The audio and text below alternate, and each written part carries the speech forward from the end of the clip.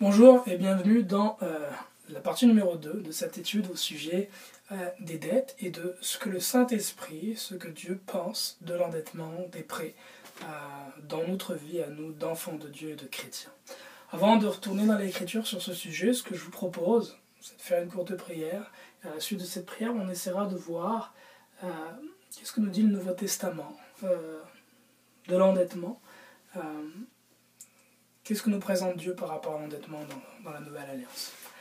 Père éternel, Dieu d'Abraham, Isaac d'Israël, Seigneur Jésus, nous venons à tes pieds éternels humblement pour te rendre grâce, pour te remercier pour ta bonté et ta fidélité, Seigneur. Tu dis dans ta parole, vous connaîtrez la vérité et la vérité vous affranchira. Tu dis aussi, vous me chercherez de tout votre cœur. Et tu dis, vous me chercherez, vous me trouverez, si vous me cherchez de tout votre cœur, je me laisserai trouver par vous, dit l'Éternel. Seigneur Dieu, c'est ces promesses-là que nous clamons, avec lesquelles nous venons devant toi. Nous venons, Éternel Papa, Seigneur, devant toi avec ce sujet de la dette, parce que nous cherchons, Seigneur Dieu, à te connaître davantage. Nous voulons te plaire, Papa. Et nous désirons, Éternel Seigneur Dieu, en apprenant davantage de ta parole, Seigneur, que tu brises les chaînes qui nous retiennent captives, Éternel Seigneur. Papa, tu vois comme les enfants de ton peuple, Seigneur, sont bien souvent retenus dans les liens de la pauvreté, Éternel. Dans les liens, Éternel, mon Dieu, de la servitude, Seigneur Dieu. Tu vois, Éternel Seigneur Dieu, le joug qui pèse souvent sur les enfants de ton peuple. Papa, je prie au nom de Jésus, Seigneur Dieu, que la vérité de ta parole, Seigneur Dieu, libère tes enfants, Éternel Seigneur. Parce que tu nous as affranchis pour être libres et non pour être esclaves des hommes, Seigneur. Guide-nous dans l'étude de ta parole. Donne-moi, Seigneur Dieu, la sagesse, l'humilité et la compassion nécessaires pour enseigner correctement ce que tu m'as partagé. Au nom de Jésus. Amen. Alléluia. Alors, on va continuer l'étude donc sur l'endettement. Juste avant d'aller dans le Nouveau Testament, je vous propose de finir avec un passage de l'Ancien Testament que j'ai jugé à propos. Et c'est un passage qui est tiré du livre d'Habacuc. Nous allons aller dans Habacuc. On va prendre Habacuc au chapitre 2 et au verset 6. Habacuc, chapitre 2, verset 6. Je vais le lire à haute voix. Donc Habacuc est dans les petits prophètes. Toujours un peu plus difficile à trouver. Là, c'est un livre qui fait 3-4 pages. Et lorsque nous sommes dans Habacuc, donc au chapitre 2, nous allons lire à partir du verset 6. Et voilà ce que dit le prophète Habacuc, inspiré par l'Éternel. Malheur, c'est une malédiction donc, qui est prononcée, une mise en garde ou une malédiction. Malheur à celui qui accumule ce qui n'est pas à lui. Jusqu'à quand? Malheur à celui qui augmente le fardeau de ses dettes. Tes créanciers ne se lèveront-ils pas soudain? Tes oppresseurs ne se réveilleront-ils pas et tu deviendras leur proie? Fait que dans ce passage, versets 6 et 7, Dieu parle d'un homme, une personne, qui accumule ce qui ne lui appartient pas. Et comment est-ce qu'il accumule ce qui ne lui appartient pas? Il l'accumule par les dettes. Il augmente le fardeau de ses dettes. Donc ce que Dieu nous dit ici, c'est que si je prends possession d'une chose par le biais de l'endettement, eh bien cette chose-là ne m'appartient pas. Elle n'est pas mienne. Et c'est la raison pour laquelle j'ai dû m'endetter pour l'acquérir. Peut-être qu'aux yeux des hommes, elle est mienne, mais aux yeux de Dieu, elle n'est pas mienne, parce que le Seigneur ne m'avait pas donné la provision pour en faire l'acquisition. Il dit donc, malheur à celui qui accumule ce qui n'est pas à lui. Jusqu'à quand? Et Dieu continue et va nous parler d'autres éléments.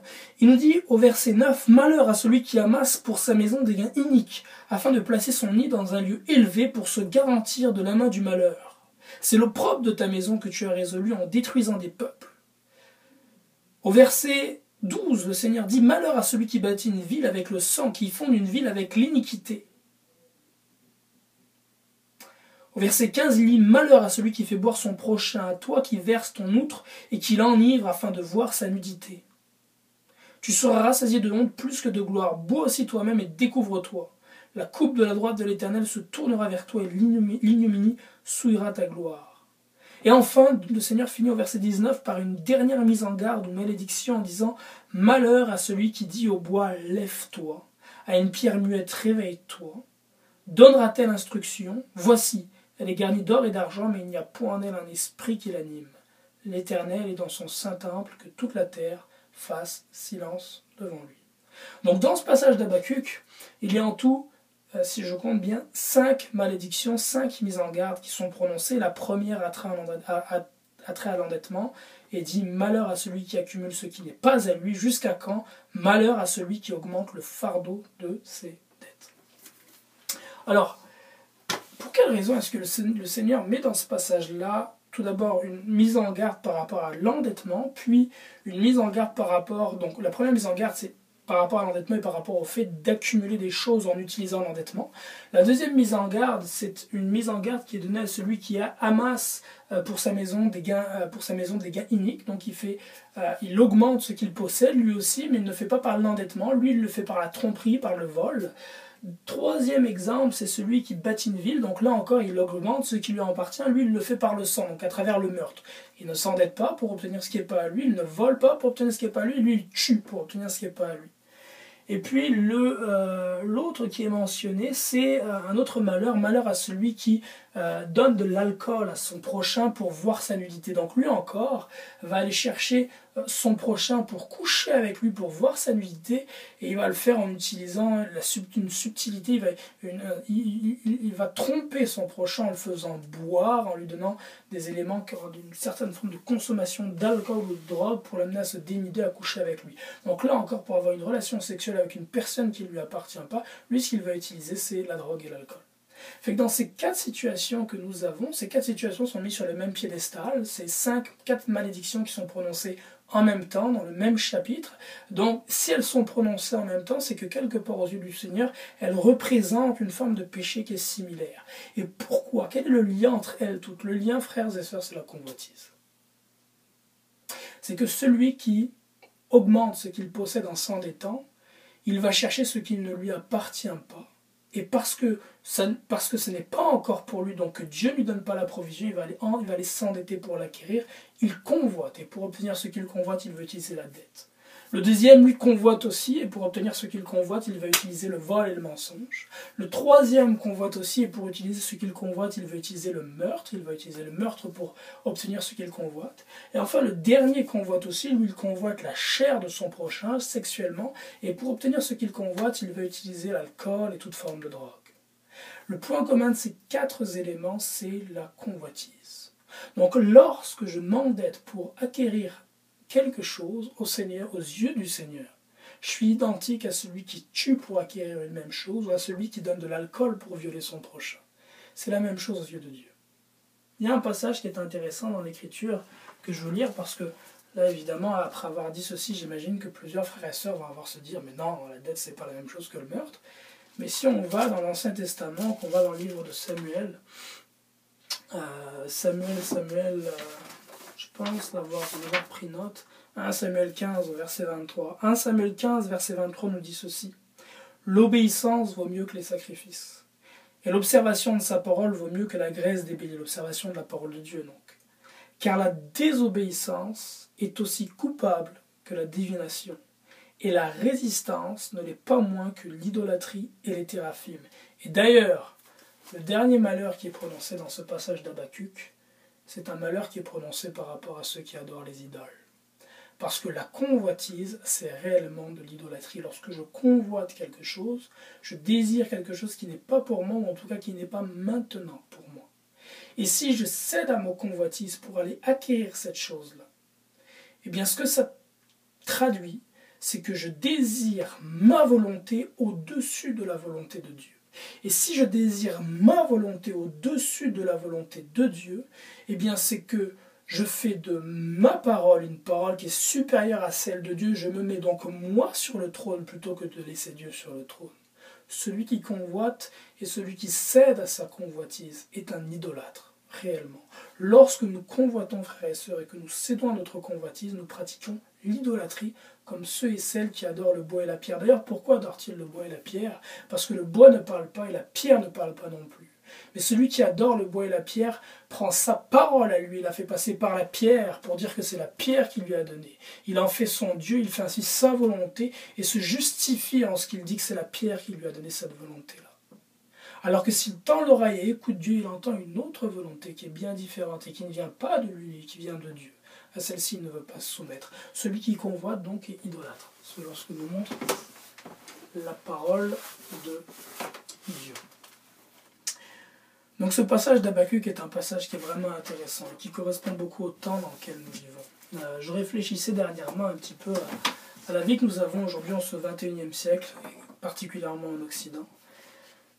L'homme d'aujourd'hui, l'homme du 21e siècle donc, te reçoit dans de beaux habits et de beaux souliers qui appartiennent à la compagnie de carte de crédit Visa ou Mastercard. Il te montre son nouveau téléphone, qui est la propriété de la compagnie de financement d'un grand magasin où il l'a acheté. Il t'ouvre les portes de sa maison qui appartient à la banque, de la même façon que la voiture qui est dans son garage, elle aussi, appartient à la banque. Et il te présente sa conjointe qui est bien souvent la femme d'un autre. Il accumule ce qui appartient à d'autres. Sa vie est basée sur la convoitise et Dieu dit « malheur à un tel homme ». La grâce, frères et sœurs, ne nous affranchit pas de la loi du consentement. Au contraire, elle la renforce. Et la grâce n'est pas une licence pour laisser libre cours à notre convoitise, mais plutôt un appel à s'en affranchir.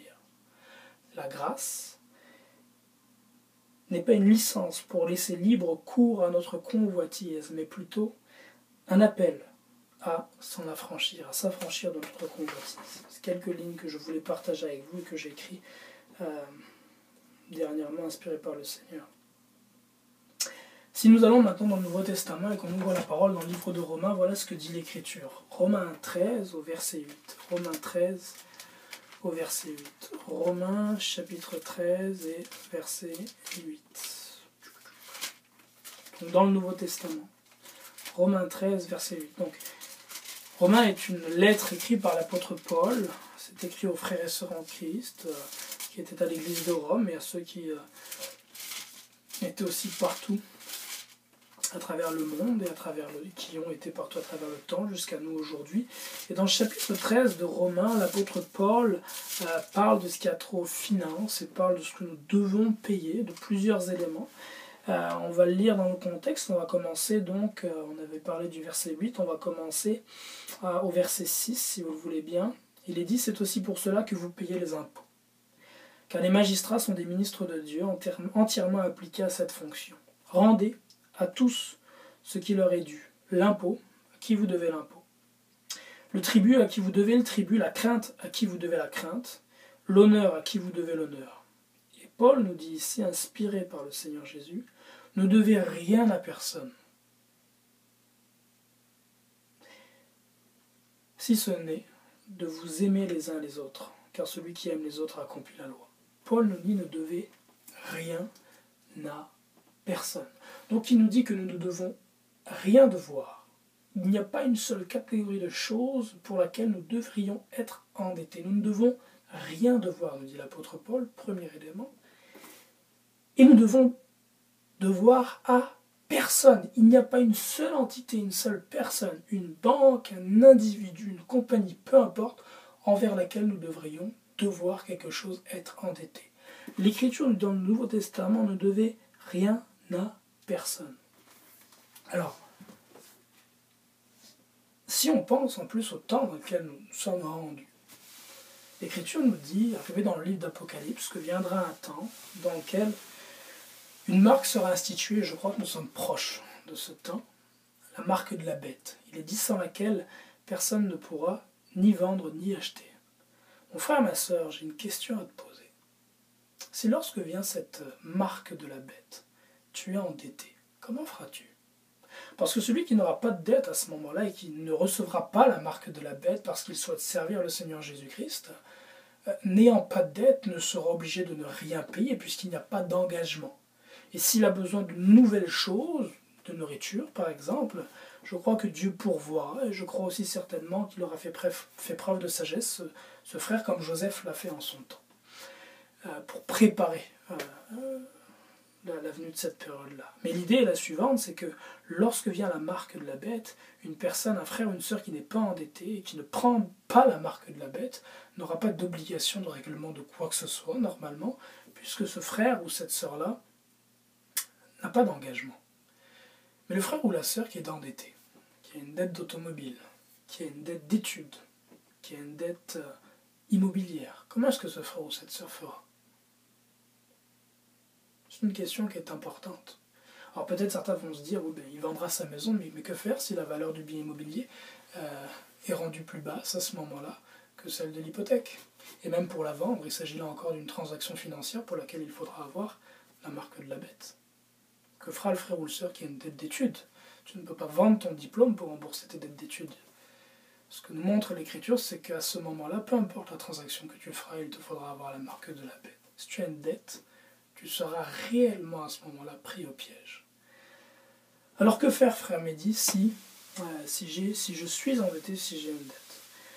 Je pense être bien positionné pour parler de ce sujet-là parce que j'ai été endetté pendant presque 10 années de ma vie. J'ai été endetté du moment où j'ai commencé mon second cycle universitaire jusqu'à pas plus tard que l'été dernier, 2017. Donc. J'ai eu des dettes pendant 10 années de ma vie quasiment, donc de 2008 jusqu'à 2017 j'étais endetté. Je crois que la première chose à faire, c'est tout d'abord avoir une prise de conscience. C'est ce qu'on fait aujourd'hui. C'est de sonder l'Écriture, de chercher ce que dit la parole de Dieu par rapport au sujet, de réaliser qu'il est mal aux yeux de Dieu d'être endetté. C'est le premier point. Une fois qu'on a pris conscience de sa position, il s'agit de s'en repentir et puis de demander pardon au Seigneur de s'être mis dans de tels liens. Et tout simplement de prier. Le Seigneur est un Dieu de grâce, un Dieu de bonté. Il s'agit simplement de lui demander son support, de lui demander son secours, son aide. D'ailleurs, un élément qui est intéressant, c'est que la prière que le Seigneur nous a donnée comme exemple, ce qu'on appelle the Lord's Prayer en anglais, la prière du Seigneur ou le Notre Père, contient une partie qui est précisément sur l'endettement. Il est dit « Remets-nous nos dettes, comme nous aussi nous l'avons fait pour nos débiteurs. Remets-nous nos dettes, comme nous aussi l'on a fait pour nos débiteurs. » D'autres versions vont dire « Pardonne nos offenses, comme nous aussi nous pardonnons ceux qui nous ont offensés. » Mais littéralement, c'est « Remets-nous nos dettes, comme nous aussi nous l'avons fait pour nos débiteurs. » Autrement, efface nos dettes, comme nous aussi nous avons effacé les dettes de ceux qui nous devaient quelque chose. Donc la prière du Seigneur contient une partie qui est spécialement prévue pour ça. Donc le point le plus important, une fois que je me suis repenti, que j'ai pris conscience et que je me suis repenti, c'est de prier et de demander au Seigneur de tout simplement me venir en aide. C'est de demander au Seigneur de me venir, de venir à mon secours pour me libérer des dettes. Et Dieu est un Dieu d'amour, il est un Dieu de bonté, il est un Dieu de la deuxième, troisième, quatrième, énième chance. Et dans sa fidélité, il viendra pour secourir le frère ou la sœur qui lui demande de sortir des dettes.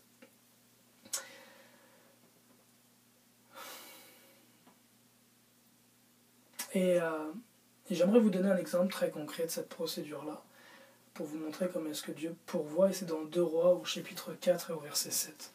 2 Rois chapitre 4, verset 7, ça parle d'une femme qui aimait l'Éternel, qui avait été mariée, qui avait 2 enfants et qui était rendue veuve.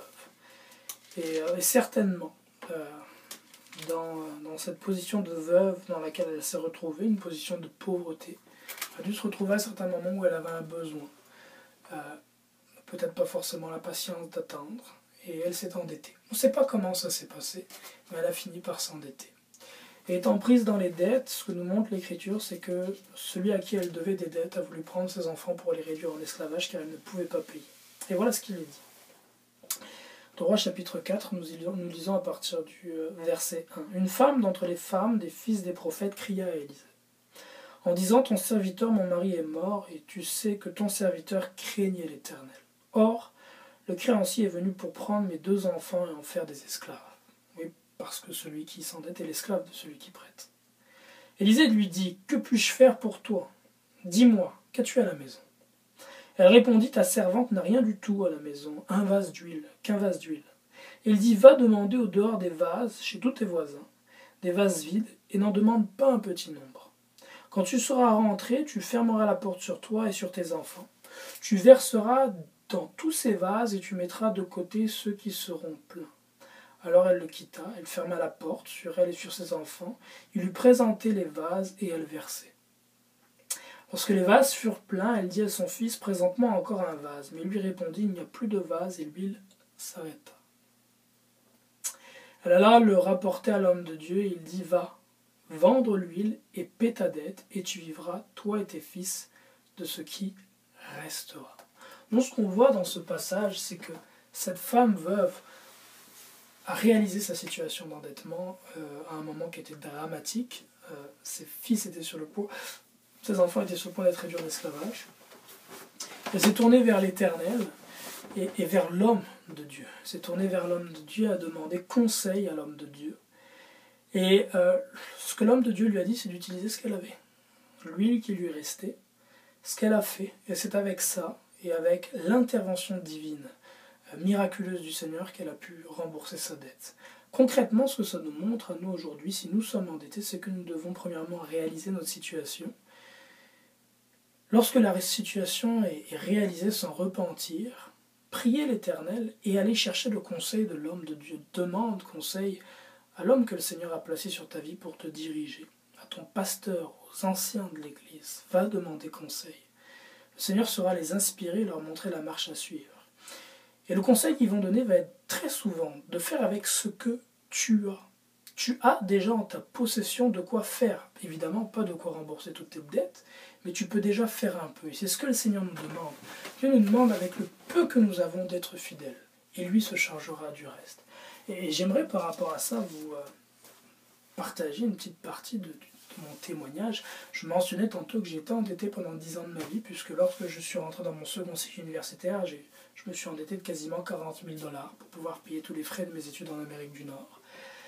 Par la suite, j'ai eu des dettes de début de carrière, une vingtaine de milliers de dollars. J'ai des dettes aussi pour acheter une première automobile, puis pour acheter une deuxième automobile. J'ai eu donc pas mal de dettes. Et puis toutes des dettes qui semblent correctes et honorables aux yeux des hommes, puisque c'était des dettes d'études et puis des dettes d'automobile, essentiellement.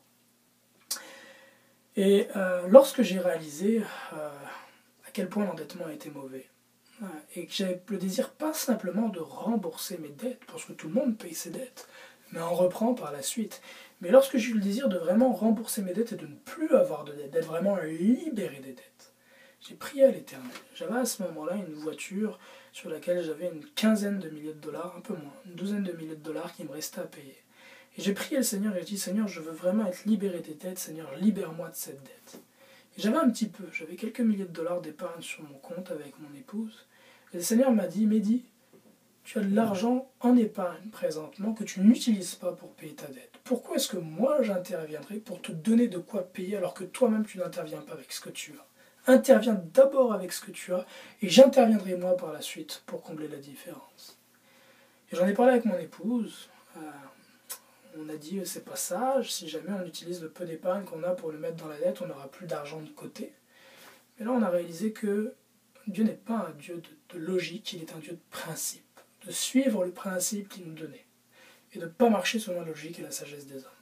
Et on a pris le peu d'argent que nous avions en épargne, nous l'avons mis sur la dette.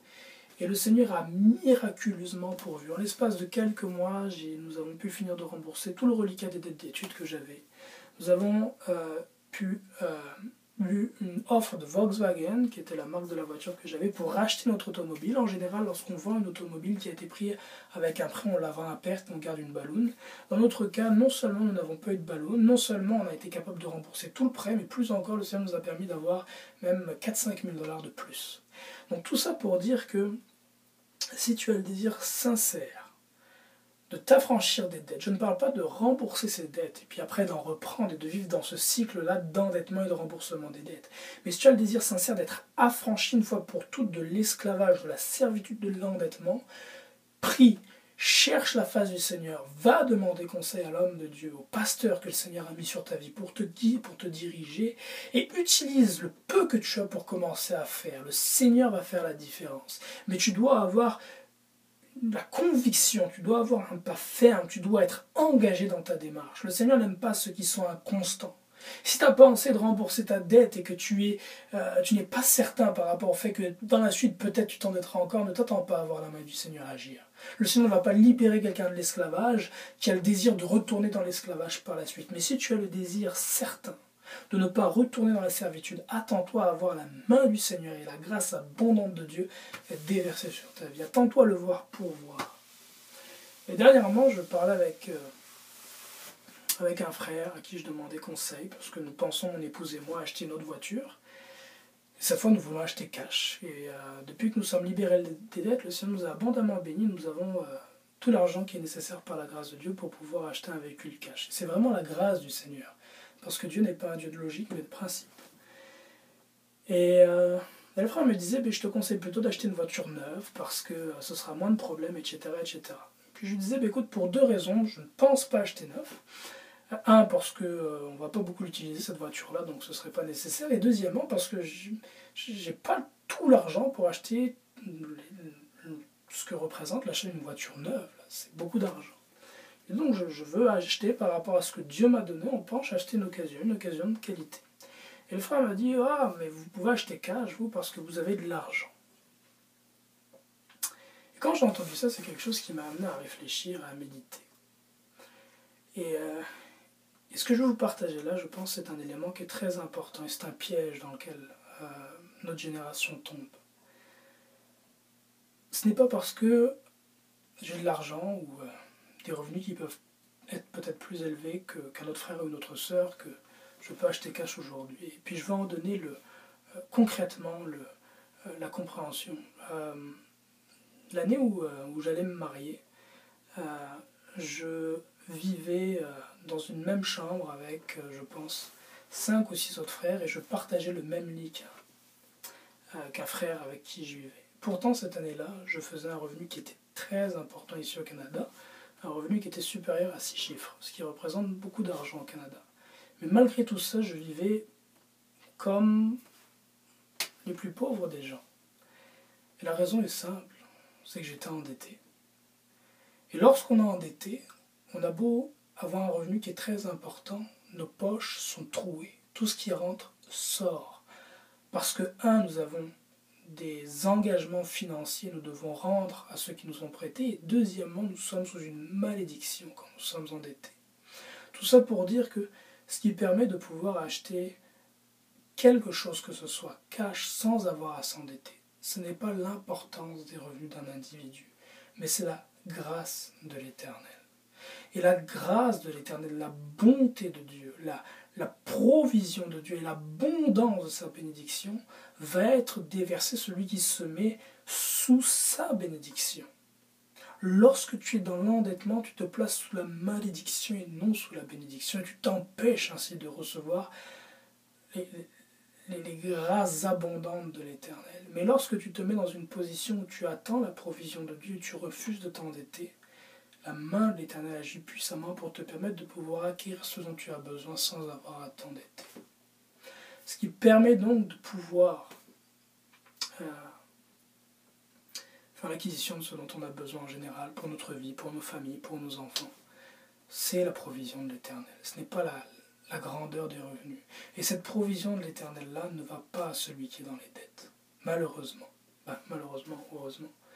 Mais si tu as le désir sincère de t'affranchir de ces dettes, tu verras abondamment la provision du Seigneur. Oui, le Seigneur va pourvoir aussi pour les frères qui sont dans les dettes. Et les sœurs qui sont dans les dettes, et lorsque j'étais endetté, il pourvoyait pour moi.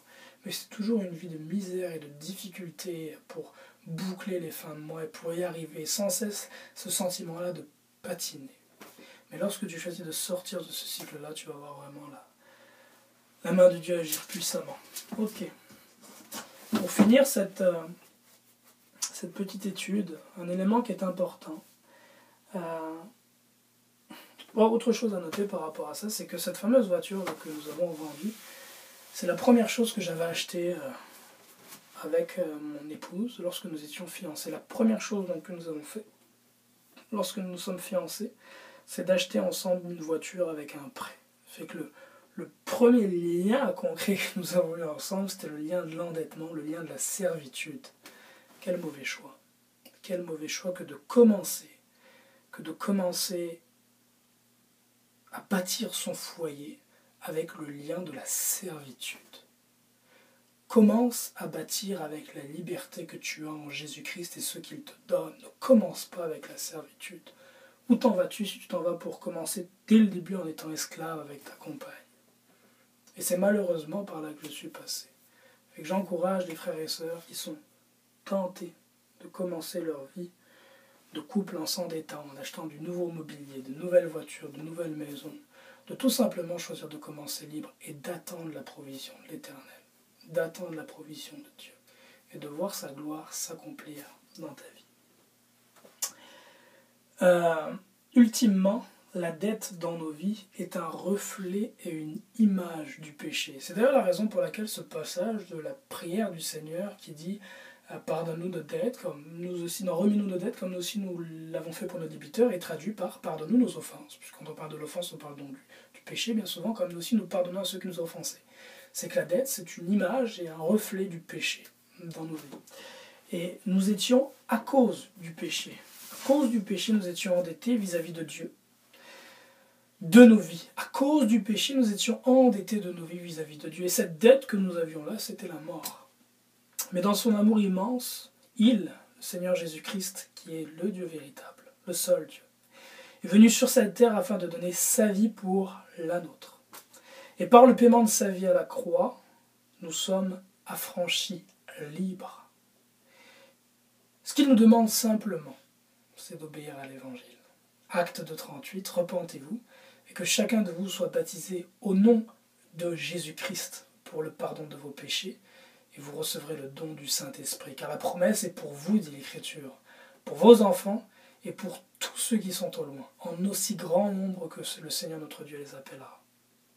Et je finis avec un passage de Corinthiens, qui est 1 Corinthiens chapitre 7, verset 24, puisque cette partie de l'étude sur les dettes était sur ce que dit le Nouveau Testament, le Saint-Esprit dans le Nouveau Testament, la Nouvelle Alliance par rapport à l'endettement. 1 Corinthiens chapitre 7 au verset 24, le livre de Corinthiens est après le livre de Romains.